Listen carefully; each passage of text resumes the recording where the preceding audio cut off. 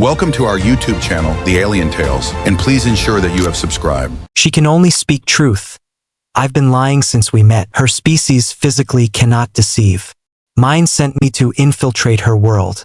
When she asks if I love her, what can I possibly say? The crystalline spires of Viridian City gleamed under twin suns as I stepped off the transport, my synthetic skin already adapting to the local atmospheric pressure.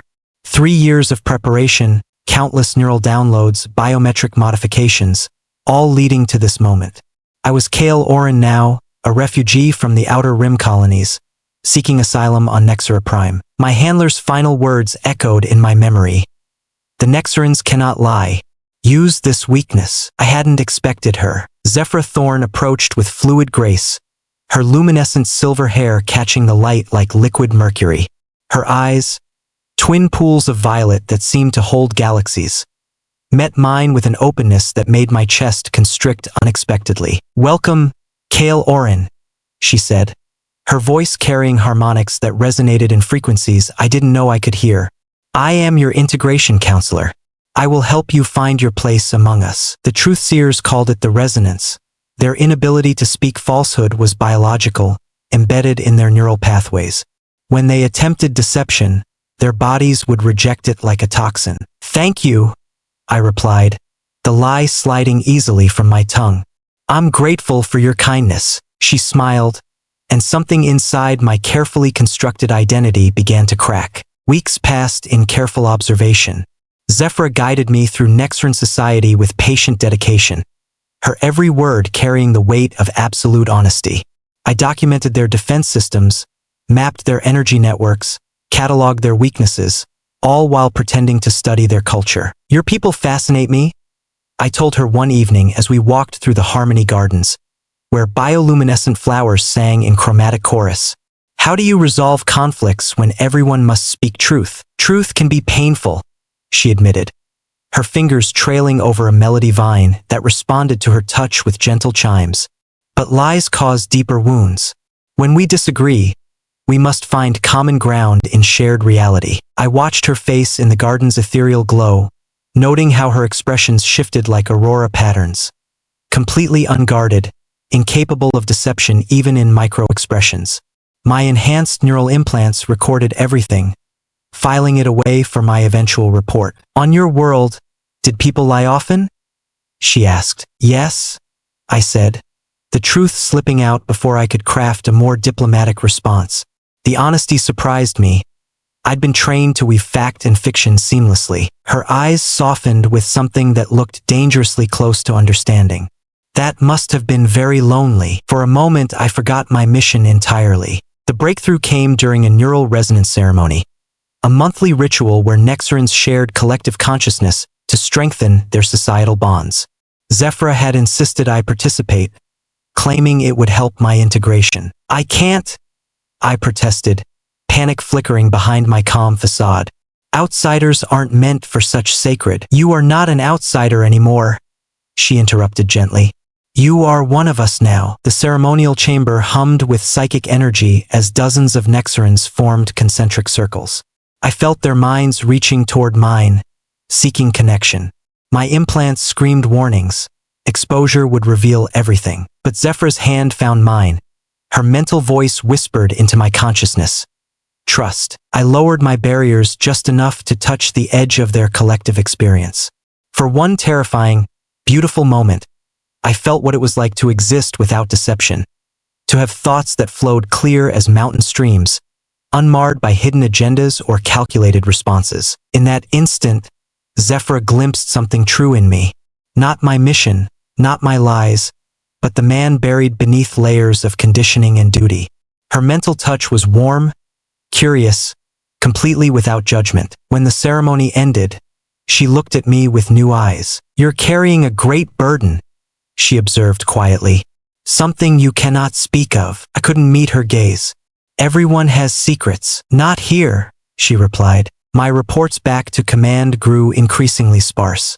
Every detail I gathered about Nexaran vulnerabilities felt like a betrayal not of my species, but of her. Zephyra had begun showing me the deeper layers of their society. The archives where they stored millennia of unvarnished history, the councils where decisions were made through consensus rather than manipulation, the healing centers where psychological wounds were treated with radical honesty. Your integration progresses remarkably well, she noted during one of our evening walks. Most refugees struggle much longer with the transition to truthful communication. Guilt twisted in my stomach like a living thing. Perhaps I'm naturally suited to honesty, she laughed, a sound like crystal bells in a soft breeze. I think you're naturally suited to kindness. Truth is simply its purest expression. That night, alone in my assigned quarters, I stared at my reflection in the mirror. The face looking back was Kale Oren's, brown hair, green eyes, angular features designed to be unremarkable. But underneath, I was still Agent Voss-7, trained killer and professional deceiver. My comm unit chimed with an encrypted message from command. Progress report overdue. Initiate Phase 2 immediately. Phase 2 meant moving from reconnaissance to active sabotage. The plan was elegant in its cruelty. Use their inability to lie against them, feed false information into their truth-dependent systems, create chaos from within. I deleted the message without responding. For the first time in my life, I was discovering what it meant to have a conscience. The moment I realized I loved her arrived without fanfare. We were in her laboratory, where she studied harmonic frequencies in crystalline matrices. Her silver hair was pulled back in a practical bun, and she wore simple work clothes stained with mineral dust. Nothing glamorous or dramatic, just Zephyr being perfectly herself. She was explaining how truth resonance affected their technology when she paused mid-sentence, tilting her head in that characteristic way that made my heart skip. "You're not listening to my words," she observed with gentle amusement. "You're watching me speak them." Heat flushed my cheeks. "I find your passion for your work captivating." "Passion?" she repeated thoughtfully. "Yes, I suppose I am passionate about understanding how things connect. Frequencies, consciousness, truth. They're all part of the same fundamental harmony." She moved closer, her violet eyes searching my face with scientific curiosity. "You have beautiful eyes, Kale.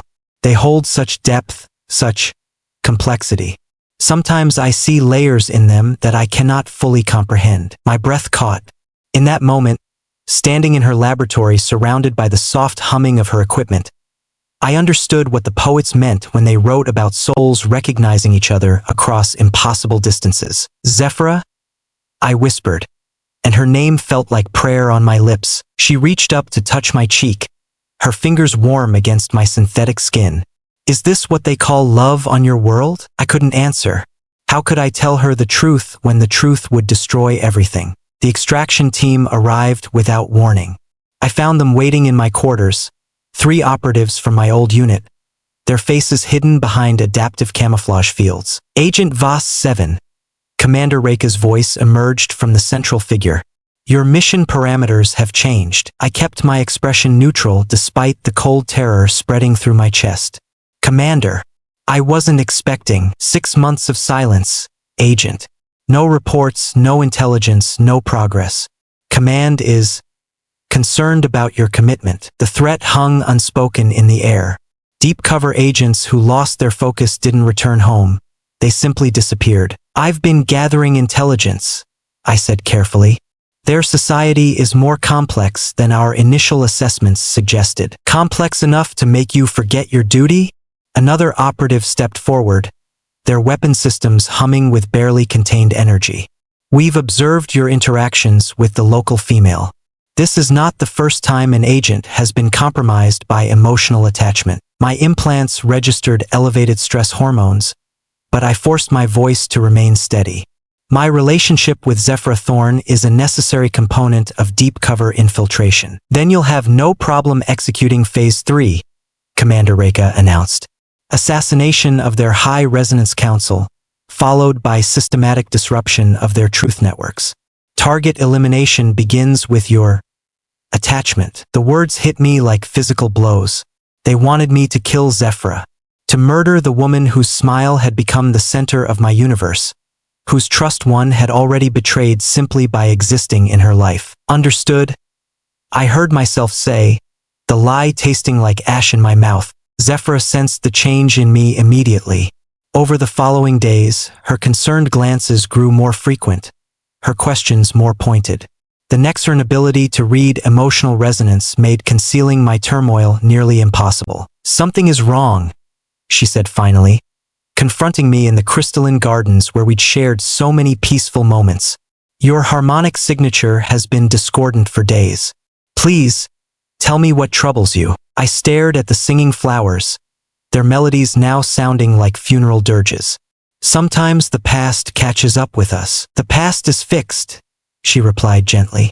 "Only the present moment allows for change." Her faith in transformation, in the possibility of redemption, was absolute. It was also naive, dangerously so. My people were counting on that naivety to make their conquest easier. What if someone you trusted had been lying to you from the very beginning? I found myself asking. What if everything you believed about them was false? She considered this with the same careful attention she gave her scientific observations. Truth has its own frequency, Kale. Lies create dissonance, but the fundamental note remains unchanged. I would listen for that true frequency. Her hand found mine, fingers intertwining with unconscious intimacy. "Are you telling me that you have been lying to me?" The question hung between us like a blade. My training screamed at me to deflect, to manipulate, to maintain the deception until the moment I could complete my mission. Instead, I looked into her violet eyes and felt my carefully constructed world crumble into dust. "Yes," I whispered. "About everything." The words poured out of me like blood from a mortal wound. I told her about my real name, my real species, my real purpose on her world. I described the neural conditioning that had stripped away my empathy, the surgical modifications that made me appear human, the mission parameters that marked her people for extinction. Zephyra listened without interruption, her face cycling through expressions I'd never seen from a Nexarin. Shock, pain, betrayal, and underneath it all, a kind of terrible understanding. "You came here to kill us," she said when I finished. Not a question. "Yes." "And you were ordered to kill me specifically." "Yes." She pulled her hand from mine, and the loss of contact felt like losing a limb. "The person I fell in love with, Kale Oren, he doesn't exist." This was the moment to lie again, to tell her that some part of Kale had been real, that our connection transcended deception.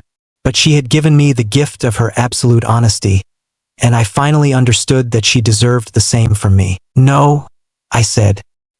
"He doesn't exist." She stood slowly, her luminescent hair catching the garden's bioluminescent glow. For a long moment, she studied my face as if memorizing it. "But your love for me," she said quietly. "That was real." It wasn't a question, but I answered anyway. "Yes, God help me, yes. It was the only real thing about me. And now they want me to complete my mission. Tonight." She nodded, her expression settling into something that resembled peace. "Then we have very little time. You could run," I told her as we stood in her laboratory one final time. "Warn your people. Evacuate the city. My extraction team won't expect organized resistance." She was working at her equipment with steady hands, her movements precise despite the chaos I just brought into her world. "Running would only delay the inevitable.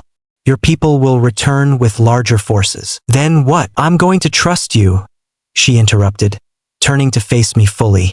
"One last time." She gestured to a crystalline device I'd never seen before, something that hummed with the same harmonic frequencies as the truth resonance chambers. "This will amplify honest communication across interstellar distances. If activated, it will transmit the complete truth of this situation to both our peoples simultaneously." My blood ran cold. "Zephyra, no. If my command learns that I've been compromised, they'll execute you," she finished calmly. "Yes, I understand the consequences." "Then why?" "Because sometimes the truth is worth dying for." She moved closer, her hands framing my face with infinite gentleness. "Because love requires trust, and trust requires courage." Her violet eyes searched mine. "The question is, do you love me enough to let me save both our worlds?" Outside, I could sense my extraction team moving into position. In minutes, they would expect me to begin the systematic murder of everyone I'd learned to care about. "If I activate that device," I said slowly, "they'll kill me before the transmission completes." "Yes," she agreed. They will. She was asking me to choose love over survival, truth over safety, redemption over self-preservation.